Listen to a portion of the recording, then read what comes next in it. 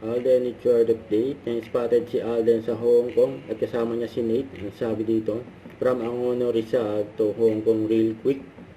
At kasama rin din ni Alden ang kanyang team. Sila Mama Ten, Lesam at si Sir RB.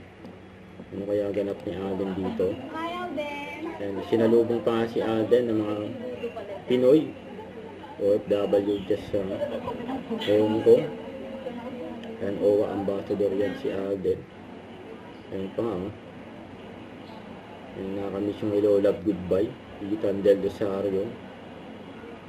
Diyan sa Hong, ayun si Alden. Ayun, may nagkaguluhan pa nga si Alden dyan sa Hong Kong, eh. Ayun, maraming Pinoy dyan. OFW dyan sa Hong Kong. Ayun na si Alden. Dahil gusto magpa-picture. Yung mga Pinoy. Nakakahiya ko picture. Pa-picture tayo po. Picture tayo. Grabe ka busy yung Alden, eh. Kaya masaya yung mga Pinoy dyan. Nakita silang